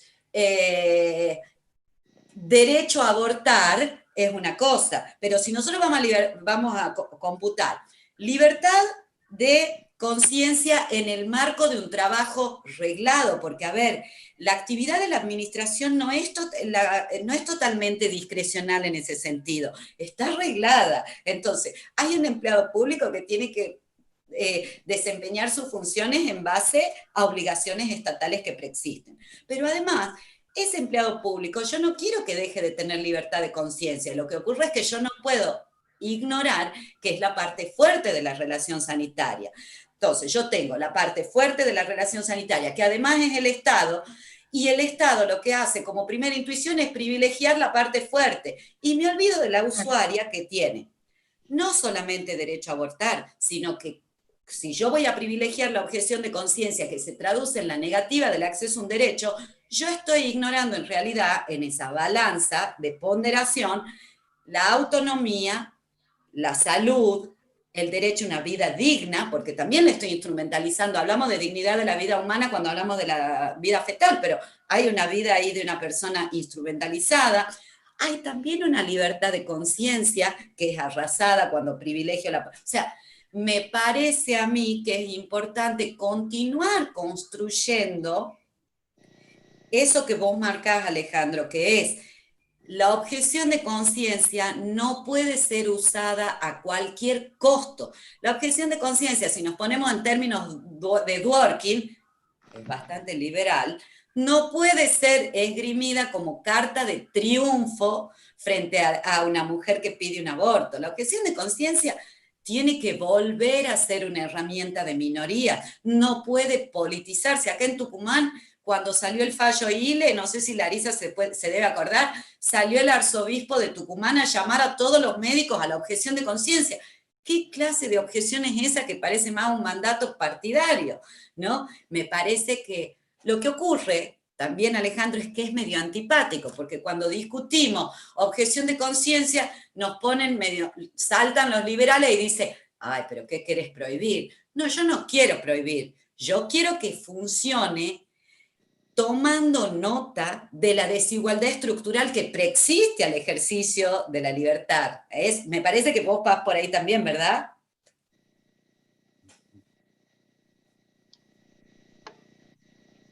Bien. Viste el micrófono. Ahí está. Sí, buenas tardes, Soledad. Discúlpame, Daniela, justo había puesto precisamente eso, que la conceptualización de ponderación cuando se trata de derechos humanos entre particulares es de una manera, tipo balanza, como vos estabas diciendo, y cuando una de las partes es el Estado en el ejercicio regular de sus deberes de garantía y protección, es otra. Absolutamente de acuerdo. Pasa que sí, no es simpático, pero sí, yo creo que hay que seguir construyendo en ese sentido. No es menor que la Corte de Chile haya autorizado la objeción de conciencia institucional. No es menor que en Uruguay se haya autorizado la objeción de conciencia institucional. Ojo, por eso es que yo recalco, son las nuevas prácticas de los viejos fundamentalismos. ¿Qué es eso de que va a haber objeción de conciencia institucional? En Estados Unidos se ha autorizado, en un estado de Texas, no sé si se acuerdan, a la objeción de conciencia de una obra social para proveer métodos anticonceptivos. O sea, ¿qué vamos a hacer? ¿Vamos a proteger conciencia o vamos a vaciar de contenido políticas públicas? Son dos cosas distintas, ¿no? Bien. Bien, Soledad, una consulta vinculada con la aplicación de la ley Micaela, ¿no? A la que vos hiciste referencia inicialmente en tu presentación, teniendo presente cómo se aprueba, ¿no? En Tucumán, en realidad, cómo Tucumán adhiere, ¿no? A medias a la normativa nacional. ¿Cómo auguran ustedes? Digo, cuando hablo de ustedes, hablo de los movimientos sociales, ¿no? de Tucumán y de la región, que va a ser esa aplicación, teniendo presente el gran predicamento que tiene las iglesias, o que tienen las iglesias, a nivel de las instituciones, ¿no? Local y provincial. A ver, me parece a mí que hay como varias cuestiones. Por un lado, Tucumán es una provincia donde la laicidad no solamente no es respetada, la laicidad como valor democrático, la laicidad como presupuesto del respeto no solo a la libertad de cultos, sino a la igualdad de cultos, la laicidad como compromiso político con la pluralidad cultural y no como mera expresión de tolerancia. Hablo de una laicidad en serio, no es respetada en Tucumán, sino que Tucumán tiene un maridaje bastante complicado de iglesia-estado. Recuerden ustedes que cuando se habilitó el debate, por un lado no es casual que seamos la única provincia de Argentina que no ha adherido a la ley 25673, o sea, acá la anticoncepción, bien gracias, no nos interesa. Pero por otro lado, piensen ustedes que Tucumán, cuando se abrió el debate parlamentario de legalización del aborto, sacó a pista, literal, una feta de cartapesta tamaño BJ, el camión de BJ, disculpen la antigüedad mía, pero tipo tráiler gigante, la bautizaron en la plaza como Mercedita, hacían ecografías en vivo, o sea, lo más bizarro del mundo ocurría en Tucumán. Ojo, yo lo cuento así de forma graciosa, pero si ustedes leen a Juan Marcos Bagione, que es también del campo de la sociología jurídica, eso es parte del secularismo estratégico o el movimentismo, que es una estrategia política que toman los conservadurismos religiosos, que apropiarse de la ganancia de los movimientos sociales feministas, de la diversidad, de ganar las calles y utilizar el movimentismo, pero para reclamos antiderechos o para reclamos de conservar un status quo. Entonces, ¿qué auguramos? Ojo, voy a dar otro dato que no es menor. Cuando se clausuró el debate de legalización del aborto y ganamos en diputados y sale la media sanción, en Tucumán la legislatura se declara provida, que jurídicamente todos sabemos no quiere decir absolutamente nada, pero en términos simbólicos de construcción de sentidos, la gente empieza a pensar en ese falso federalismo, ¿no? Ay, no se puede en Tucumán, como si fuera que somos una república. Cuando se pierde la votación en el Senado, nuestra provincia no se queda contenta, sino que siempre acá redoblamos la apuesta. Se presenta un proyecto con la firma de 39 legisladores, lo recalco a esto porque era un proyecto ganador, tenemos una legislatura de 47 legisladores, era un proyecto con 39 firmas, era un proyecto ganador, con un arco político amplio, en el que, ¿cuál era el objeto del proyecto? Derogar desde Tucumán la interrupción voluntaria del embarazo. No lo ponían de esa forma tan al estilo barrabasada jurídica, pero sí ponían tantos obstáculos y exigencias que en los hechos quedaba claro que querían que en Tucumán no exista el aborto no punible. Entonces, eso hablábamos un poco hoy con Larisa y con las otras compañeras del Observatorio de Género cuando salíamos de la primera capacitación que se hizo hoy, ¿no? Uno queda con una sensación como medio contradictoria. Por un lado, la verdad es que también uno tiene que poder festejar ese tipo de avances, porque es un avance, se ha adherido finalmente a la ley. Lo que ocurre es que uno sabe que la ley es un punto de partida, no es una meca. Entonces, nos preocupa la implementación, pero por sobre todo yo también lo voy a decir con absoluta honestidad, porque creo que la capacitación no alcanza en términos de política de igualdad de género. Entonces, la capacitación puede ser un tema. Ahora, ¿qué va a pasar?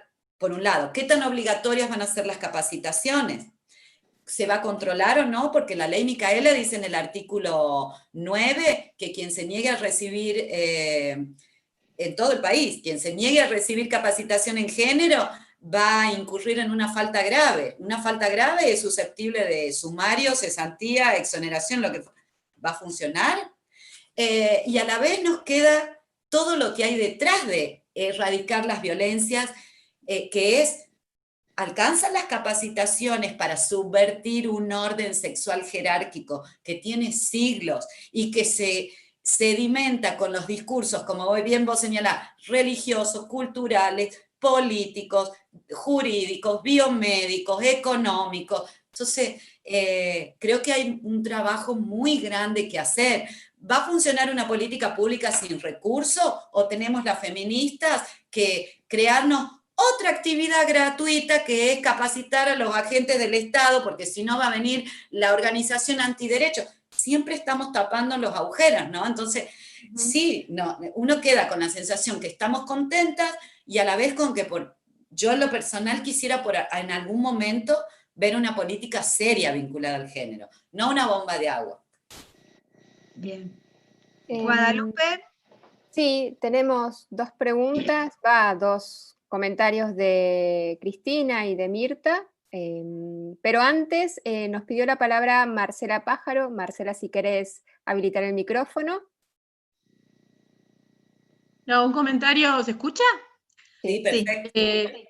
Un comentario cortito, volviendo a un tema que ya pasó, que es el tema de la objeción de conciencia, que yo hago bastante foco. Las provincias patagónicas somos provincias de muy poca población. Entonces, lo que sucede es obviamente que los servicios tienen poca gente. Y así como tuvimos el caso de Rodríguez Lastra, hace escasos 15 días tuvimos un segundo caso de una niña de 11 años que terminó en una cesárea. Una niña de 5 saltos, terminó en una cesárea en el Valle. Entonces, por eso insisto tanto, porque la falta de profesionales no objetores, ¿qué genera? Demora. Entonces, cuando llegamos y ya no se puede porque ya es demasiado tarde. Entonces, por eso es un tema que me parece como focal. Yo creo que desde la cuestión laboral uno no podría tocar a la gente que ya está en los servicios. Bueno, generaría mucho conflicto con los empleados del Estado, pero me parece que sí el Estado tendría que tener políticas, y los estados provinciales, en no contratemos objetores, porque los objetores lo que hacen es generarle además responsabilidad al Estado, porque el Estado podría estar pagando las indemnizaciones por estas cosas que no se llevaron a cabo en términos. Era esa en realidad la cuestión que me desvela, porque insisto, yo pensé que después de lo de Rodríguez Lastra, que es un caso de rionegrino, ¿no? ¿Se recuerdan que tienen el médico con su condena, que es terrible? Dije, bueno, aprenderemos algo, y ahora hace 15 días pasa esto. era solamente ese... Yo creo que es muy importante lo que marca Marcela, porque a ver, no solamente la objeción se expresa, que eso es lo que a mí me está como desvelando últimamente, se expresa de forma transparente, digamos, en la negativa abierta de una prestación médica lícita, sino me parece a mí que quizá el desafío más peligroso es la objeción encubierta, la que está en información sanitaria falsa que se brinda, en la exigencia de consentimientos informados ajenos, para decisiones reproductivas, el ocultamiento de alternativas terapéuticas lícitas, en la dilación de plazos vinculados a la edad gestacional para tornar precisamente imposible la prestación, en elegir o sesgar los cursos de acción terapéutica para elegir uno que provoque más dolor o que sea más invasivo. Me parece que esa objeción, que es una objeción encubierta, es mucho peor. Marcela también quería decir, para quienes no saben, también tuvo un caso paradigmático. Yo me acuerdo del tema del amparo de los antiderechos tuyos, que vos le desconociste la legitimación. ¿Por qué lo traigo a colación? Esa es otra forma encubierta de objeción de conciencia, judicializar con pedidos de autorización innecesarios o presentarse como tercero, simple, coadyuvante, en defensa del niño por nacer, y tratar de incidir o de cuestionar o de impugnar en última instancia la autonomía. Por eso es que me parece que son momentos donde no podemos, como feministas, pensar, o como quizás no feministas, pero gente preocupada por la perspectiva de género, que es una perspectiva de derechos humanos, estar atentos acerca de que los fundamentalismos religiosos, los conservadurismos religiosos, se expresan muchísimo en lo jurídico. Si nosotras hemos ganado la calle, los pasillos de tribunales le pertenecen a los conservadurismos religiosos en su gran mayoría. Entonces, ojo cuando creemos que vamos a ganar litigios o judicial, o nosotras queremos, ojo con bajar la guardia con los fundamentalismos, porque llevan siglos conservando un status quo. Entonces a veces nosotras nos creemos como más pícaras que cualquiera y nos sale un tiro por la culata. Lo digo porque escucho últimamente también como judicialicemos esto, vamos a la corte con esto.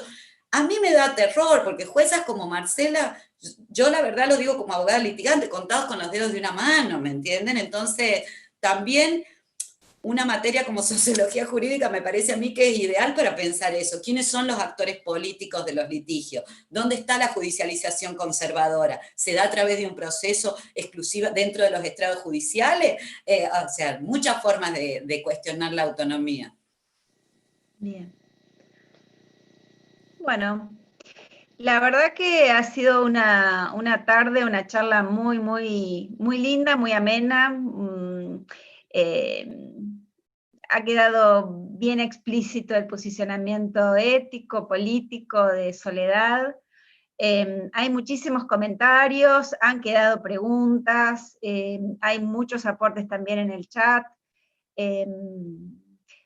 Pero bueno, el tiempo de la clase Zoom va llegando a su fin. Nos han dado 2 horitas, así que bueno, queríamos con el instituto, desde la SASU, desde la asociación, desde las facultades, desde el programa de Derechos Humanos de Rectorado de la Universidad Nacional de La Pampa, agradecer a todas las personas, todas y todos que han estado acá. Muchas son personas muy reconocidas en la lucha por el aborto legal, otras personas por ahí muy jovencitas que se están iniciando en esta movida de los derechos humanos de las mujeres, algunas personas con responsabilidades institucionales, incluso desde el Poder Judicial, que no somos muchos, los que por ahí compartimos esta idea de derechos humanos de las mujeres, de la incorporación de la perspectiva de género,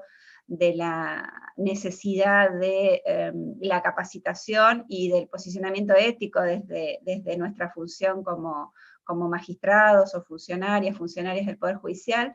Han quedado muchísimas cosas. Nosotros agradecemos con Moni tu tiempo, tu energía, toda tu militancia, ¿no? Así que bueno, yo particularmente muchísimas gracias a Soledad y a todas y a todos los que han podido Yo les agradezco personalmente, a ver, con nosotras. a Dani le agradezco porque la verdad que no se lo quería agradecer, ya se lo agradecí antes, pero para mí fue muy importante el apoyo que movilizó Dani cuando me denunció a mí un acosador de la Facultad de Derecho y estuve, lo que ella contaba, imputada en una causa federal y demás. Muchas gracias por eso, pero también muchas gracias a todas las que están acá, a las activistas, a las docentes, y también a los estudiantes y a las estudiantes, porque me parece que estos son los espacios donde construimos otros sentidos. Entonces, siempre me parece valioso que pensemos que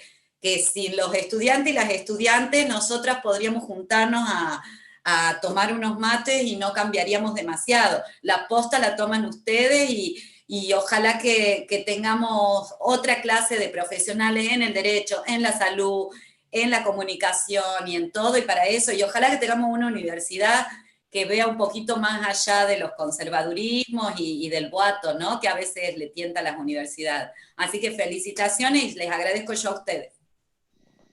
Bueno, muchas gracias Soledad y gracias a todos y a todas. Y bueno, creo que hay algo que Mariana rescata de tu intervención y que creo que es uno de los ejes sobre los cuales tenemos que trabajar. Entre tantos ejes sobre los cuales tenemos que seguir trabajando. Pero bueno, hay que transformar eso de los pasillos, ¿eh? Los pasillos de los juzgados, hay que tomarlos. Así que muchísimas gracias, Soledad. Un abrazo para todas. Gracias. Hola, ¿puedo hablar? ¿Puedo hacer una intervención cortita? Mirta. Sí, Mirta. Perdonen. Agradecer, por supuesto, a todas y todos. Quería comentar esto. Estamos en Ruda, nosotras desde el Foro Pampeano por el Derecho al Aborto, en la red de cátedras universitarias, y nos interesaría muchísimo desde las facultades económicas y jurídicas de la Universidad Nacional de La Pampa se puede impulsar también o algún seminario o algo con respecto al derecho al aborto, al derecho a decidir, porque la verdad que sensibilizar en este tema a la carrera, en la formación de abogadas, abogados, nos parece re interesante, ¿no? Nosotras tenemos una cátedra extracurricular en la Facultad de Ciencias Humanas, de la que participamos desde el foro, pero es de ESI, de Educación Sexual Integral y de Derechos Sexuales y Reproductivos. Por eso hablar de aborto en la carrera de jurídicas va a ser muy importante, porque con todo el interés que hay ahora de poder sacar la ley adelante, sería importante, es decir, la ley, como dijo Sole hace un rato, tampoco nos va a garantizar el derecho. Tenemos que comer muchas cabezas todavía, y nos parece importante que en espacios de formación, como en la Facultad de Jurídicas, pudiera haber una cátedra, un seminario, algo que hable de aborto o del derecho al aborto. Gracias. Bueno, una muy buena propuesta y además una propuesta muy necesaria, porque quienes estamos trabajando género y perspectiva de género, la verdad que no damos abasto en la facultad.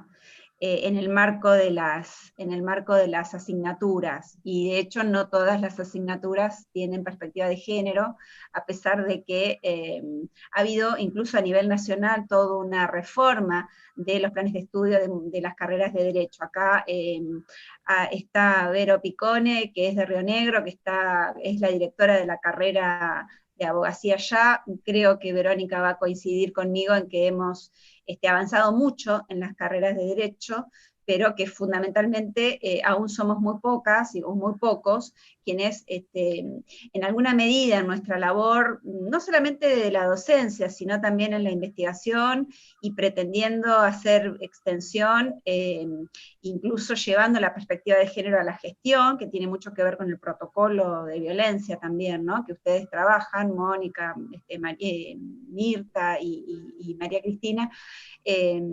Bueno, yo tomo la posta de esta demanda. No son tiempos muy fáciles para incorporar estas cosas, pero bueno, la voluntad siempre está, y por supuesto siempre articulando, porque la universidad en sí misma tiene que formar profesionales en general, no solamente en abogacía. Así que bueno, por ahí metiendo cuña también en económicas y jurídicas, acá hay un docente, Alejandro, por ahí algo podemos hacer. Mónica, ¿querés ir cerrando? Bueno, reiterar el agradecimiento a Soledad, su tan hermosa predisposición y buena onda, y al resto de las y los que nos acompañaron en esta tarde. Bueno. Gracias a ustedes. Perdón, listo, ¿puedo hablar? Nos veremos prontamente. ¿Puedo hablar, Daniela? ¿Quién está? ¿Quién me está pidiendo? Norma. Bueno. Norma Martínez, Daniela. Yo te puse ahí, muy bien, yo te puse ahí en el chat que sería súper interesante proponerlo como una cátedra optativa, que solo tiene 56 horas y se puede hacer como un taller, a modo de taller también en la facultad. Tenemos pocas propuestas de materias optativas, sería genial. Bueno, lo tomamos todas esas ideas. Hay que darle forma. Yo colaboro. Bueno, dale. No, en esto de incorporar la perspectiva de género, bueno, más allá de Alejandro Ocio, que incluso tiene una investigación sobre aborto y su maestría, Norma trabaja en la cuestión de daños con perspectiva de género. Así que eso también es importante, porque si hay algo que falta en la Argentina, no solamente la garantía o la prevención, sino también la reparación. Entonces tenemos un montón, o por lo menos tenemos leyes como la ley Brisa, que plantea la reparación, y muchas veces queda todo eso sin poder operacionalizarse, sin poder ejecutarse por el desconocimiento de los propios operadores jurídicos de la existencia de esta obligación de reparar entre las obligaciones de debida diligencia que tiene el Estado, ¿no es cierto? Así que bueno, quedan muchas cosas pendientes, muchos saludos y muchas muy buenas apreciaciones acá en el chat para vos, Soledad. Otra vez agradecerles a toda la gente que estuvo estas 2 horitas con nosotras, y bueno, tenemos que dejar el aula Zoom. Yo me tocó la parte fea de la charla, pero bueno, va a seguir habiendo encuentros Zoom. SASHU está presentando a partir de casi fin de mes otro grupo, otra tanda de charlas, así que bueno, hago un poco de difusión de nuestras próximas actividades, así que bueno, seguramente nos volveremos a ver en alguna otra aula Zoom. Seguro. Bien, bueno, bárbaro, buenas tardes. Buenas tardes. Buenas tardes.